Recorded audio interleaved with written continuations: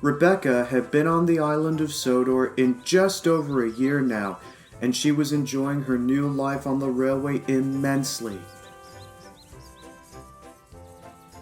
After being rescued from Scrap by Bear, she now helps Gordon with the express during busy periods.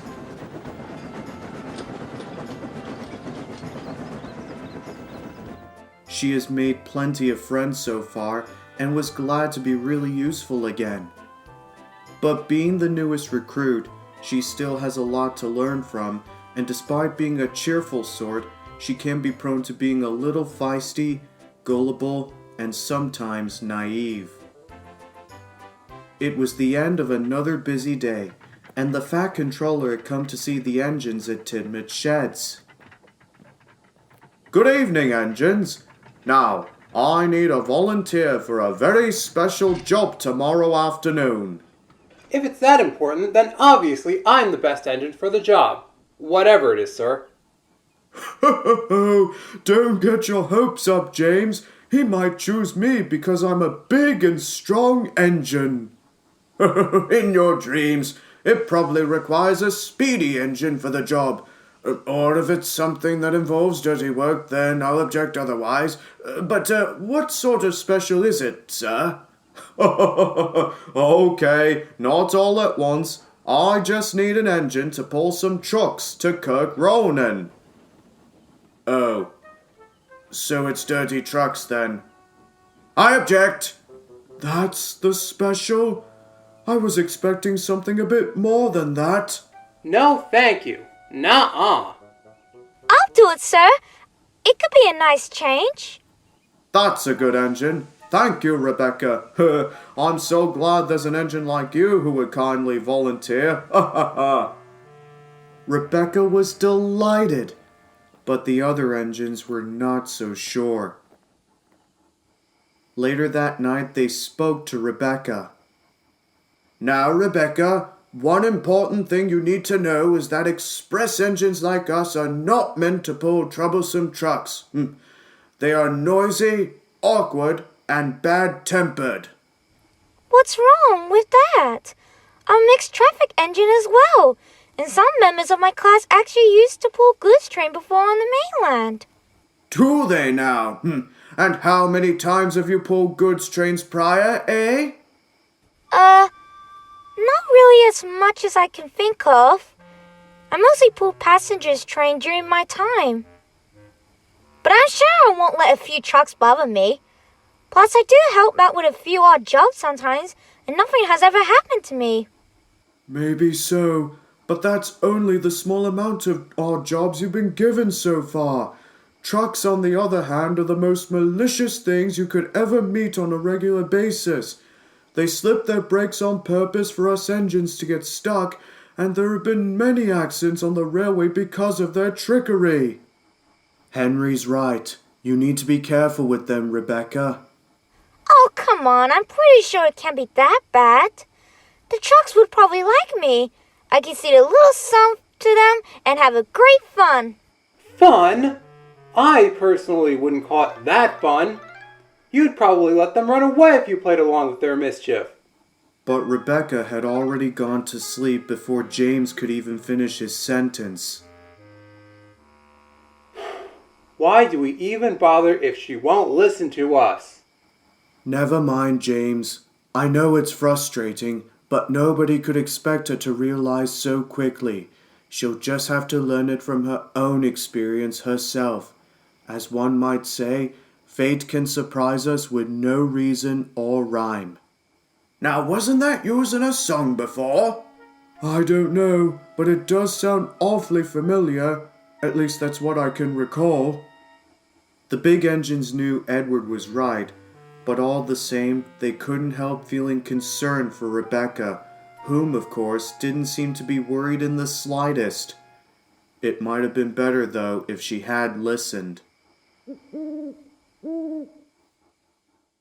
The next day, Rebecca puffed into the big yards. Duck was already there, busily arranging the last of the goods train.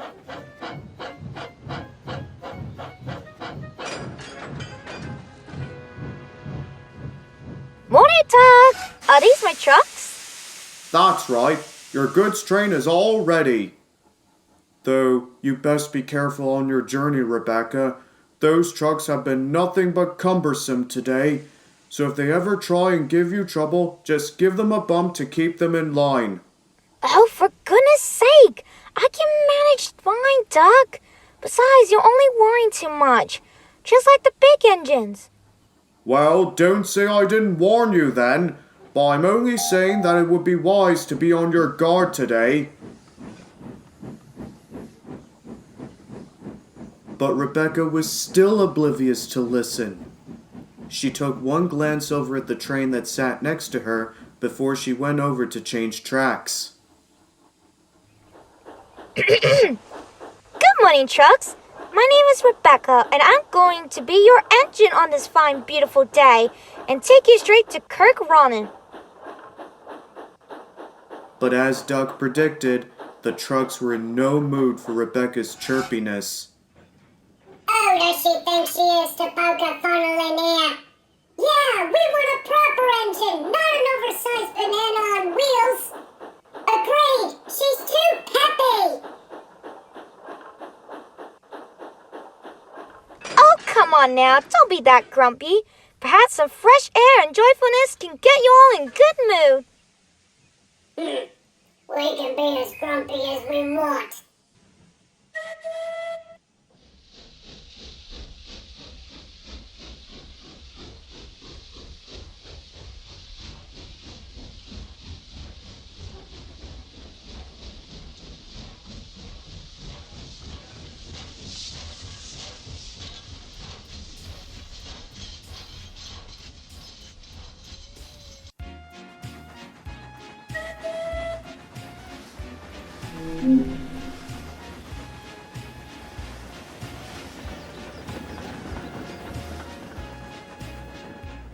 Rebecca was making good progress as she sped along the line. The sun was shining, the birds were singing, and she was feeling cheerful to think of what the other engines had said. Yoo-hoo! The trucks, however, were still cross about her bubbly attitude. Before long, she started singing a little song, which was the final straw for them. I love pulling trucks along. I love pulling trucks along. I love pulling trucks along. They're lots of fun.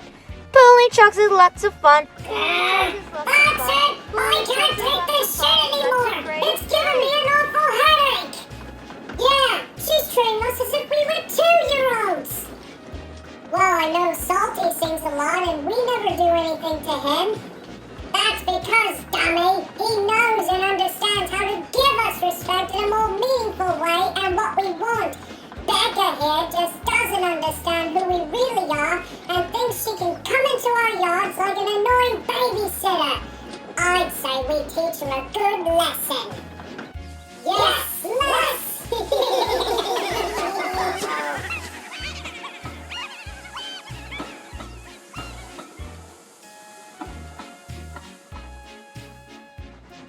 Presently, Rebecca came to the bottom of Gordon's Hill. She started to ascend upwards, but the trucks had other ideas. Hold back! Hold back! What?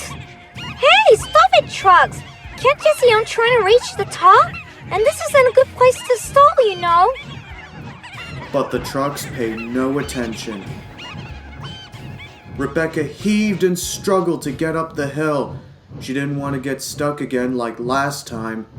It was hard work, but she was fired with determination. At last, they have crested the top of the hill.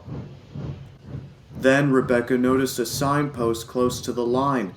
It read, "All trains stop to pin down brakes." Looks like I better slow down.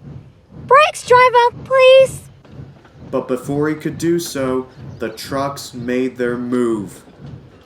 Ready, steady, now! Go! What the? Hey! What are you doing? Whoa! Before Rebecca realized it, she and the trucks were careening down the hill. The sudden jolt had also knocked her crew and guard off the train in the process and have landed near the side of the line stranded.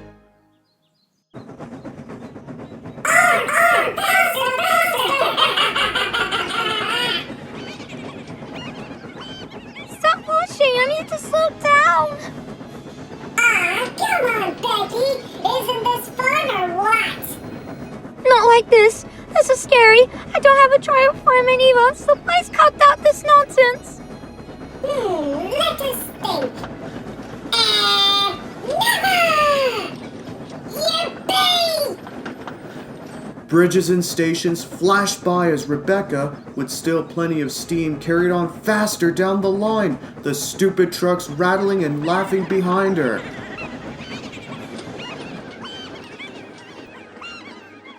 A distant warning signal lay ahead, but without her crew to stop her, Rebecca and the trucks raced past it, unbeknownst of what is to follow.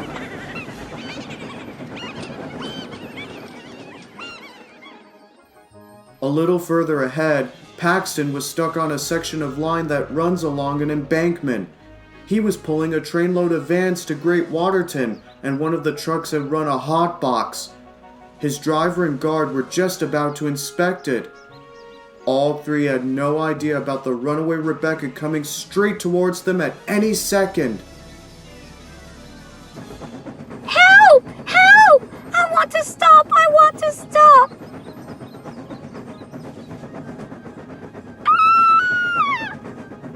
Both driver and guard saw Rebecca come into view. Quickly, they ran for shelter in a nearby bush just in time. Oh no!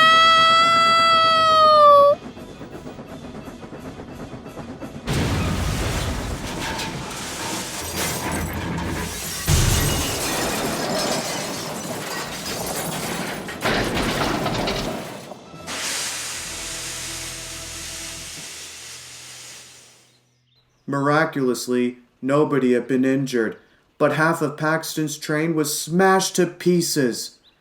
The silly trucks, on the other hand, were laughing and giggling at their own wit. As for Rebecca, she had toppled cab over wheels down the bank and was now sprawled uncomfortably on her side, feeling dazed and surprised. Her front was badly twisted and she was dented and scraped. "Grease and oil! Are you okay down there?" Oh, I think so. No, wait. I'm really completely stuck. Paxton's driver phoned for help. And a few hours later, Derek arrived with the breakdown gang to help clear the wreckage. Rebecca's crew and guard were also on board. They set to work, lifting away the broken and unhurt trucks first. But the job took a little longer than they first thought, and by the time they had salvaged Rebecca's tender back on the rails, it was now close to evening. "Sorry, Rebecca, but you're gonna have to stay where you are until we figure out a way to lift you out." What? You can't just leave me here. Where are you going then? For supper. But don't worry, we'll be back for you soon. We promise. Rebecca was dismayed, but there was nothing she could do. She watched helplessly as Derek went away with her crew and the workmen.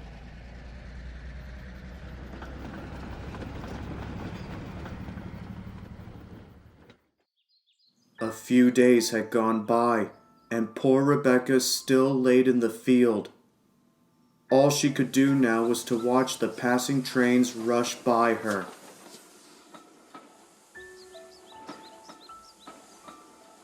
She waited and waited, but no help came back for her. And when the third night came, Rebecca had nearly given up hope, and she began to feel sad and lonely. Her fire had gone out, and her boiler was cold. She tried not to cry, but she couldn't help herself as tears fell from her eyes. What a silly engine I've been. If only had I listened to my friends about how troublesome trucks are, then I wouldn't have been in this accident. Now I should stay here for always and no one would want to see me again. Not even the Fat Control would think I'm a really useful engine.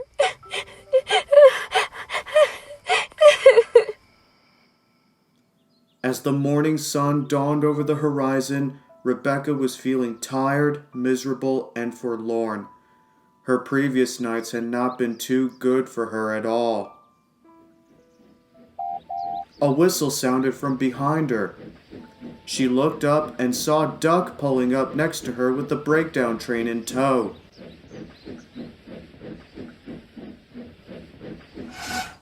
What are you doing here? We're here to lift you back up, silly. You wouldn't think that we'd just abandon you, would we? Rebecca didn't say anything, but gave a weak smile. Duck could already tell how much she had been through the past few days. Don't worry, Rebecca. We'll soon have you out in a jiffy and you'll be taken to the steamworks in no time. Soon Rebecca was hauled gently to safety and lowered onto a flatbed, ready to be taken to the steamworks for repairs. Edward had arrived to take her there.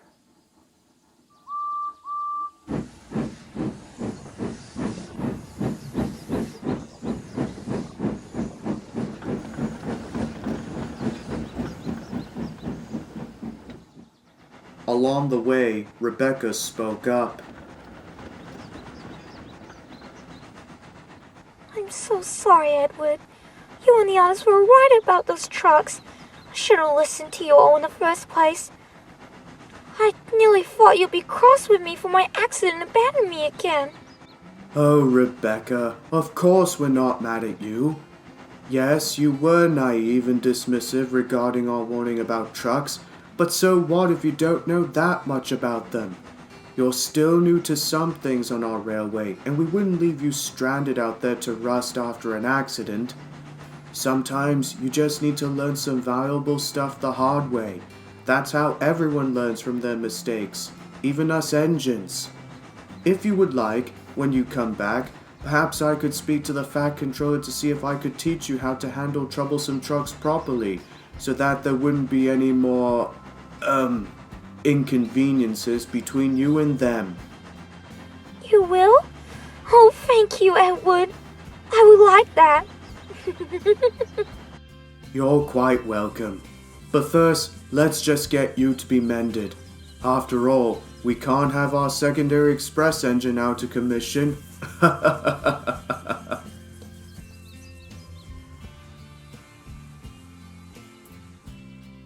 After a few weeks of being mended, Rebecca returned home, her coat gleaming brighter than ever.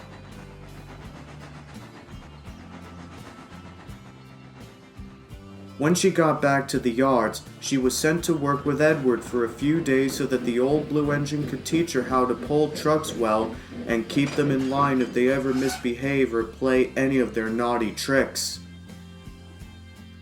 And soon afterwards, Rebecca now only takes goods trains on occasion when the other engines are busy. And from that day to this, she never has had any further conflicts with trucks again. That shows you, doesn't it?